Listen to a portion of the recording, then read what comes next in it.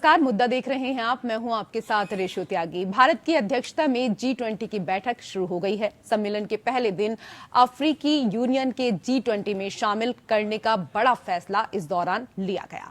Summit के उद्घाटन सत्र में प्रधानमंत्री ने अफ्रीकन यूनियन को G20 का परमानेंट मेंबर बनाने का प्रस्ताव रखा। बतौर अध्यक्ष पीएम मोदी ने जैसे ही इसको पारित किया, अफ्रीकन यूनियन के हेड अजाली असोमानी ने पीएम मोदी को गले से लगा लिया। पीएम मोदी का ये मास्टर स्ट्रोक भविष्य में दुनिया की राजनीति में भारत को बड़ी भूमिका निभाने के लिए खास मायने रखता है।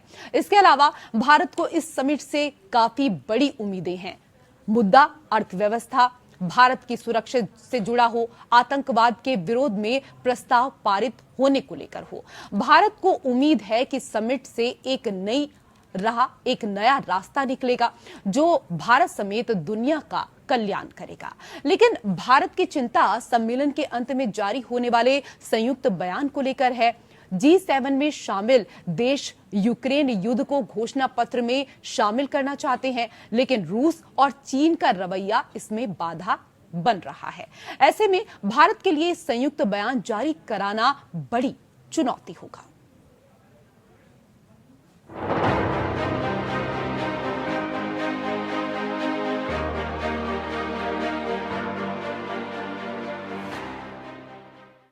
आखिरकार वो दिन आ गया है जब भारत में महाशक्तियों का महाकुंभ लगा हुआ है। दुनिया के शक्तिशाली देश मेहमान हैं और भारत मेजबान। आज शनिवार को समिट के पहले दिन भारत की अध्यक्षता में दुनिया की 20 प्रमुख अर्थव्यवस्थाओं के दिग्गज नेता एक साथ बैठे और वैश्विक मसलों पर मंथन किया।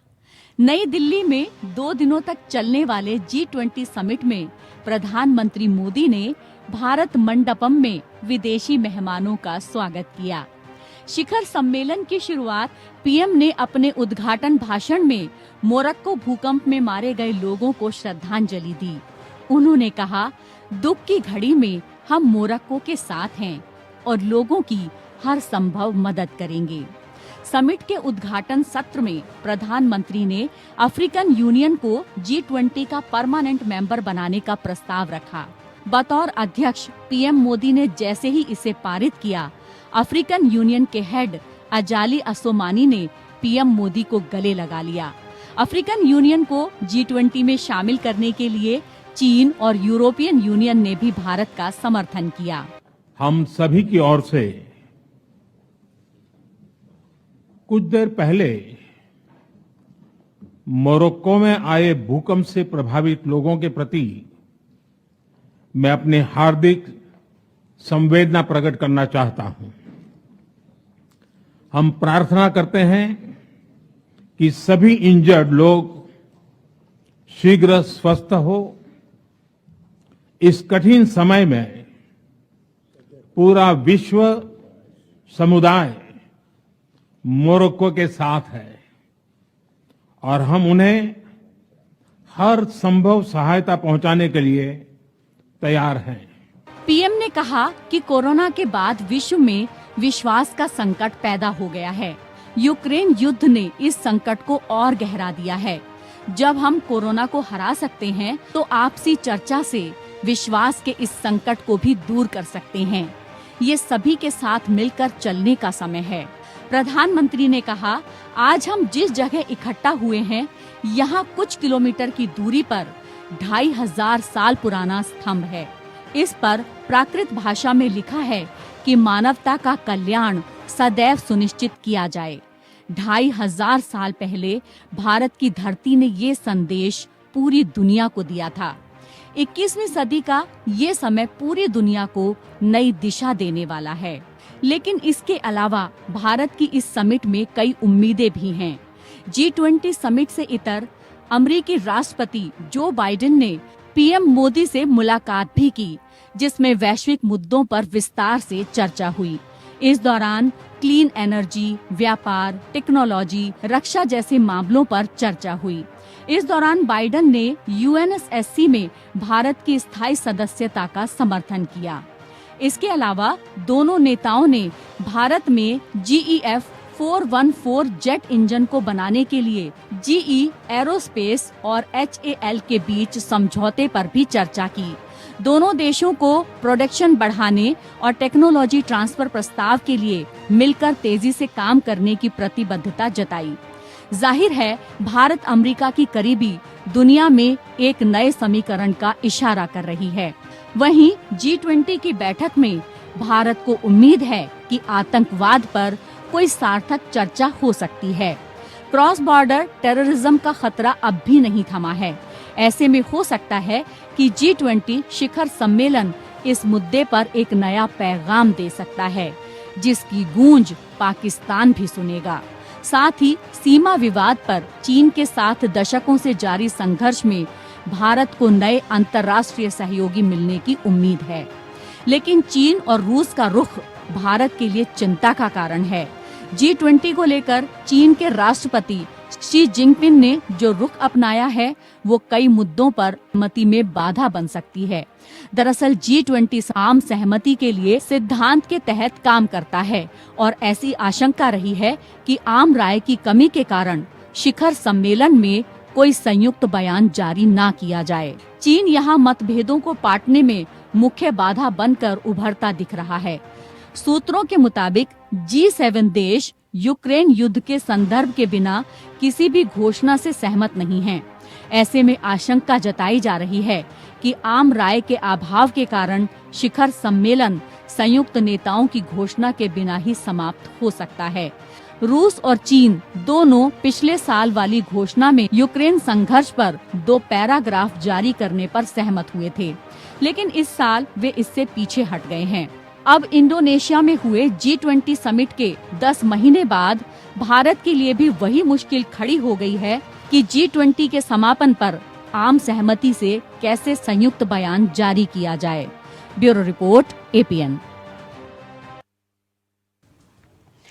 तो महाशक्तियों के महाकुंभ को लेकर हम चर्चा करेंगे और चर्चा करने के लिए पैनल में कई खास मेहमान हमारे साथ जुड़ चुके हैं। सबसे पहले उनका परिचय आपके साथ करा देते हैं। हमारे साथ retired group captain BN Jha, रक्षा विशेषज्ञ, जुड़ चुके हैं। सर, बहुत बहुत स्वागत है आपका। हमारे साथ Sanjeev Srivastava, geopolitical expert, भी जुड़ चुके हैं। सर, आपका भी बहुत स्वागत। और हमारे साथ प्रोफेसर करोड़ी सिंह भी जुड़ चुके हैं। आप अंतर्राष्ट्रीय मामलों की जानकार हैं। सर, आपका भी बहुत बहुत स्वागत। और सर, पहला सवाल आपसे ही है। G20 सम्मेलन में 55 देशों के संघ अफ्रीकन यूनियन को इस संगठन की सदस्यता मिल गई है। इसे ग्लोबल साउथ का नेतृत्व करने की भारत की महत्वाकांक्षा को नई ताकत माना जाए? निश्चित रूप से, क्योंकि इससे पहले भारत ने ग्लोबल साउथ की समिट भी कर चुके हैं, तो भारत ये चाहता है कि ग्लोबल साउथ के विकसित देश हैं उसको मदद करें। तो भारत ग्लोबल साउथ को नेतृत्व देने का प्रयास कर रहा है, लेकिन इसको लेके चीन और भारत में कंपटीशन है, एक प्रतिस्पर्धा है, क्योंकि चीन का भी फोकस यही है कि ग्लोबल साउथ का प्रतिनिधित्व वो करता है। चीन का भी ऐसा मानना है। तो ऐसी स्थिति में चीन का नहीं आना और अफ्रीकन यूनियन को सम्मिलित करना, ये भारत की प्रतिष्ठा में वृद्धि करेगा। और भारत इसके साथ साथ जो विकसित देश हैं उनके साथ भारत का अच्छा एंगेजमेंट है। अमेरिका के प्रेसिडेंट से कल ही बाइलेटरल लेवल पे बात हुई है और उनमें जो विकसित देश हैं उनको सेंसिटाइज कर सकता है। जो ग्लोबल साउथ की प्रॉब्लम है, विशेष रूप से अफ्रीका की प्रॉब्लम है, उनके प्रति सेंसिटाइज करके उनको कन्विंस कर सकता है कि G20 में जो गरीब देश हैं, जो अल्प विकसित देश हैं, उनके लिए कोई न कोई प्रस्ताव ऐसा होना चाहिए। जैसा हमारे प्रधानमंत्री ने अभी उद्घाटन में भी एक संदेश दिया है कि हम मानव केंद्रित विकास चाहते हैं, basic oneness of the world होनी चाहिए। तो इस तरह का जो संदेश दिया है, उस संदेश को किसी कार्य योजना में परिणत करें, क्योंकि जब अंत में कल कोई जॉइंट स्टेटमेंट या न्यू दिल्ली डिक्लेरेशन आता है तो कोई कार्य योजना आती है और उस कार्य योजना की कोई एक टाइमलाइन है, तब कुछ सफलता मान सकते हैं। क्योंकि जो विकासशील देश हैं उनको अभी बहुत मदद की जरूरत है। किसी भी संगठन की सफलता का मापदंड एक होता है, जी। जो कि महात्मा गांधी जी कहते थे कि जो अंतिम पंक्ति वाला है उसके लिए वो कितना मददगार हो सकता है, चाहे वो अंतिम पंक्ति का देश हो, अंतिम पंक्ति का व्यक्ति हो। लेकिन भारत का इसके लिए प्रयास है, क्योंकि यूक्रेन को लेके विवाद हो सकता है, लेकिन विकास को लेके, संपोषित विकास को लेके कोई विवाद नहीं है। यहाँ एक बात मैं और कहना चाहूंगा कि संयुक्त राष्ट्र संघ के महासचिव यहाँ आए हुए हैं, क्या उनकी आवाज को सुना जाएगा?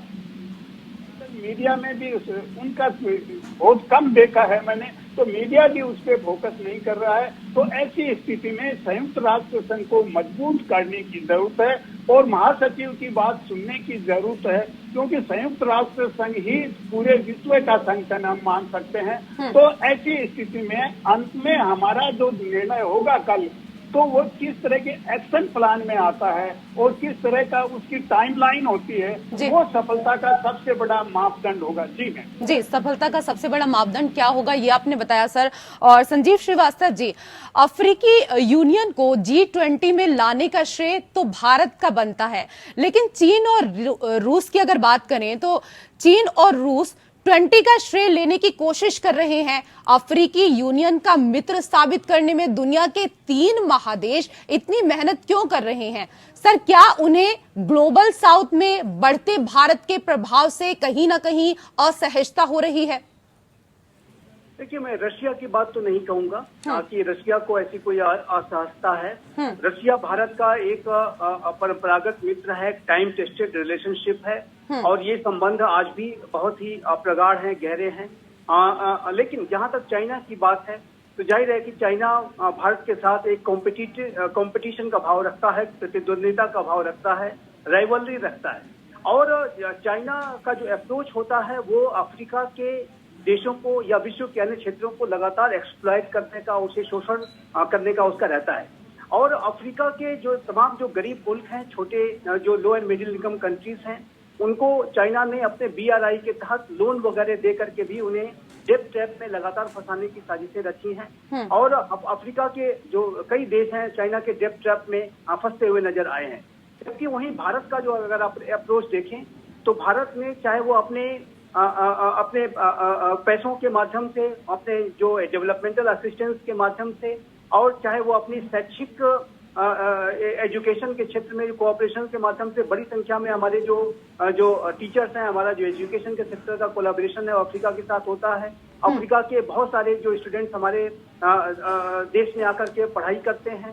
साथ ही साथ अफ्रीका के लोगों को, वहाँ के लोगों का जो स्किल डेवलपमेंट करना, उन्हें उनकी कैपेसिटी को बिल्ड करना, अफ्रीका के देशों को लगातार भारत मदद करने का प्रयास करता रहा है। वहाँ पर बेहतर गवर्नेंस के सिस्टम को बनाए रखने में भी भारत उनकी मदद करता रहा है। तो अफ्रीका के प्रति भारत का जो अप्रोच है, जो भाव है, वो शोषणकारी जरा भी नहीं है, वो कल्याणकारी है। और भारत ने इसी कल्याणकारी भावना के साथ अफ्रीका के देशों को एक आवाज देने के लिए जो है आज इस बात की एक रिकमेंडेशन किया, इस बात की एक कोशिश की, प्रयास किया कि अफ्रीकन यूनियन, जो कि 55 अफ्रीकी देशों का एक संगठन है, उसे G20 में शामिल किया जाए। और मुझे लगता है कि ये जो भारत की वसुधैव कुटुंबकम की भावना है, जिसमें कि अफ्रीका भी एक मानवता का बहुत बड़ा हिस्सा है, उसको भारत अछूता नहीं रख सकता था। और भारत इसके माध्यम से, मैं एक बात कहूंगा कि Bharat voice of the voiceless बन करके उभरा है। भारत ग्लोबल साउथ के राष्ट्रों का नेतृत्व कर रहा है, जिसमें कि अफ्रीकी राष्ट्र बहुत बड़ी संख्या में ग्लोबल साउथ में है। तो ऐसे में जाहिर है कि भारत की जो ये भूमिका है वो एक विजनरी भूमिका है। मेरा ऐसा मानना है भारत की भूमिका बहुत बड़ी भूमिका यहाँ पर है। और अफ्रीका भी समझता होगा कि चीन और रूस तो वहां की प्राकृतिक संसाधनों का दोहन करने के लिए हैं, जबकि भारत अधिक समावेशी विदेश नीति के साथ वहां उपस्थित है और उसका संबंध बराबरी का है, गहरा है। जी जी बिल्कुल। देखिए, भारत का जो अप्रोच होता है अफ्रीका के लिए, वो हमेशा से बहुत ही मित्रवत रहा है। और भारत ने अफ्रीका के देशों के साथ एक बहुत बड़ी समिट, जो ये आज इतनी बड़ी हमने जो समिट आज हम देख रहे हैं, इसी तरीके की एक बहुत बड़ी समिट कुछ वर्षों पहले भारत में आयोजित की गई थी प्रधानमंत्री मोदी के नेतृत्व में, जिसमें कि तमाम अफ्रीकी राष्ट्रों को भारत में इन्वाइट किया गया था। और भारत और अफ्रीका के बारे में एक बात मैं और से कहना चाहूंगा कि यदि 21वीं सदी आज इंडो पैसिफिक रीजन की सदी है, एशिया की सदी है, तो मेरा ऐसा मानना है कि जो आने वाली सदी होगी, अगली सदी होगी, वो अफ्रीका की सदी होगी। और भारत इस विजन को लेकर के कि अफ्रीका के लोगों का भी विकास होना चाहिए, उनका शोषण नहीं होना चाहिए और उनको अधिक से अधिक मदद देनी चाहिए, उनकी आवाज को सुना जाना चाहिए, ये भारत का एक बहुत ही होलिस्टिक जो अप्रोच है उसका ही परिणाम है कि आज अफ्रीका के लोगों को इतना बड़ा रिप्रेजेंटेशन मिला है। और यही कारण है कि जैसा कि आपने अपनी रिपोर्ट में बताया, जब ये घोषणा हुई तो अफ्रीकन यूनियन के जो प्रमुख थे उन्होंने भारत के प्रधानमंत्री को गले लगा ली। तो ये इस बात का, और दूसरा ये यहाँ पर मैं और भी स्पष्ट करना चाहूंगा कि भारत के प्रधानमंत्री श्री नरेंद्र मोदी का ये जो ग्लोबल साउथ के जो राष्ट्र हैं, जिसमें अफ्रीका भी जाहिर है कि शामिल है, अफ्रीका के राष्ट्र भी शामिल है, जब उसमें उनका कितना सम्मान बढ़ चुका है कि जब भारत के प्रधानमंत्री श्री नरेंद्र मोदी एक ग्लोबल साउथ के राष्ट्र पापुआ न्यू गिनी पहुंचते हैं तो वहाँ के जो हेड ऑफ स्टेट है उनका चरण स्पर्श कर लेते हैं। तो इससे ये पता चलता है कि भारत के प्रति जो सद्भावना है, भारत के प्रति जो सम्मान है, कितना गहरा हो चुका है। बिल्कुल सर, कई और चीजें हैं जिनको हम यहाँ समझने की कोशिश भी करेंगे। बीएन झा जी भी हमारे साथ जुड़े हुए हैं। सर, आतंकी गतिविधियों की सबसे मजबूत कड़ी है आतंकी फंडिंग। सर, भारत ने G20 के मंच पर आतंकी फंडिंग को लेकर जो एजेंडा प्रस्तुत किया है, अगर इस पर लगाम लगा दी जाए तो क्रॉस बॉर्डर आतंकियों पर काबू किया जा सकता है।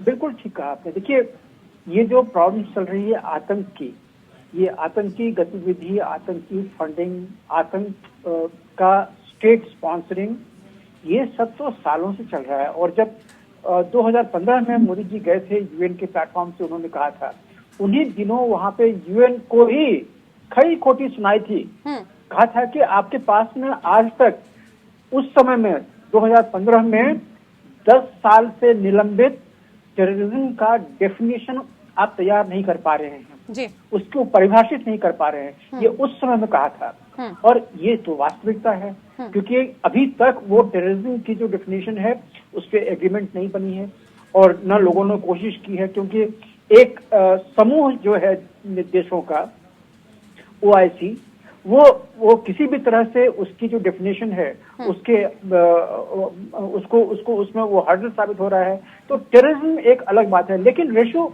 देखिए, ये G20 जो है इसको थोड़ा सा हटके देखिए।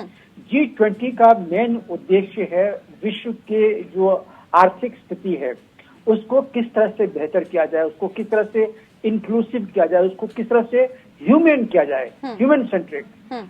तो ये इस पे G20 आधारित है।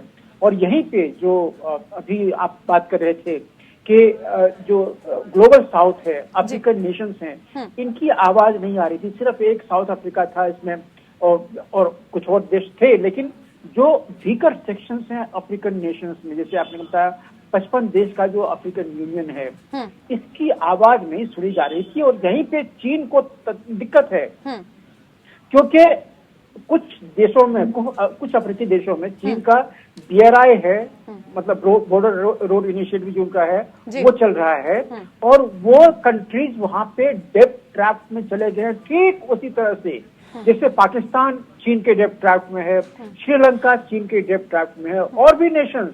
बिल्कुल सर, सही कहा आपने। और चीन की अगर बात करें तो चीन को तो हमेशा से ही दिक्कत रहती है, क्योंकि दिक्कत पैदा करना ही चीन का कार्य है। प्रोफेसर साहब, G20 की अध्यक्षता से भारत न सिर्फ अपनी समावेशी नीति को प्रायोगिक रूप दे रहा है, बल्कि सम्मेलन के बाद अंतर्राष्ट्रीय संबंधों के नए समीकरण भी उभरेंगे।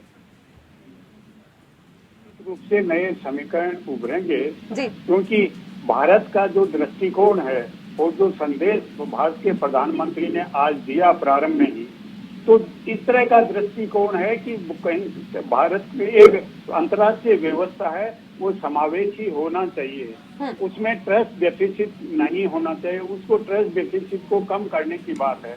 और भारत की जो प्रतिष्ठा है उससे भारत इसमें एक सेतु निर्माण का काम कर सकता है, क्योंकि आज जो स्थिति बन रही है अंतर्राष्ट्रीय स्तर पे, जो हमारे UN सेक्रेटरी जनरल ये कहते हैं कि फ्रैक्चर्ड और फ्रेगमेंटेड विश्व आ रहा है। तो जो फ्रैक्चर्ड और फ्रेगमेंटेड विश्व है उसको भारत हीलिंग का काम कर सकता है। और किस रूप में कर सकता है, जैसे आज अमेरिका, चीन और रूस में जो जुड़ाव है, उससे ऐसा लग रहा है कि ऐसा ध्रुवीकरण होगा कि शीत युद्ध की पुनरावृत्ति हो सकती है। तो उस शीत युद्ध की पुनरावृत्ति को रोकने के लिए भारत बहुत महत्वपूर्ण कदम बढ़ा सकता है, क्योंकि भारत का रूस के साथ भी अच्छी दोस्ती है, चीन के साथ भी वर्किंग रिलेशन है, एंगेजमेंट चल रहा है। चीन से भारत की उस तरह की दुश्मनी नहीं है। तो भारत की जो नीति है वो एक समन्वयकारी है, और उस समन्वयकारी नीति से भारत विश्व को नए शीत युद्ध की तरफ जाने से रोक सकता है, ऐसा बदलाव को रोक सकता है। और यही भारत कर रहा है। विकास के लिए भी भारत एक तरफ ग्लोबल साउथ का लीडर बन रहा है अफ्रीका को सम्मिलित करके, दूसरी तरफ यूरोप, अमेरिका और दूसरे विकसित देश हैं, उनसे अच्छा एंगेजमेंट बनाए हुए है कि जो विकसित देशों के पास दौलत है या टेक्नोलॉजी है, वो विकासशील देशों को कैसे दिलाई जाए बिना किसी कन्फ्रंटेशन के। तो इसीलिए भारत एक वननेस की बात कर रहा है, one family, one earth, one future. और जो लास्ट में सेशन होगा वो वन फ्यूचर में होगा। तो भारत भविष्य की तरफ देखते हुए ये चाहता है कि एक ऐसी विश्व व्यवस्था हो जिसमें मानव केंद्रित विकास हो, हर व्यक्ति को उसके सामर्थ्य के अनुसार मिले, कोई किसी का शोषण नहीं करे, जो कि भारत की संस्कृति और भारत का जो विजन है, ग्लोबल विजन। बिल्कुल सही कहा सर आपने। भारत अपनी संस्कृति के अनुरूप ही लगातार कार्य कर रहा है। बहुत बहुत शुक्रिया आप सभी मेहमानों का हमारे साथ इस चर्चा में जुड़ने के लिए। और इसी के साथ मुद्दा में मेरे साथ फिलहाल इतना ही। नमस्कार।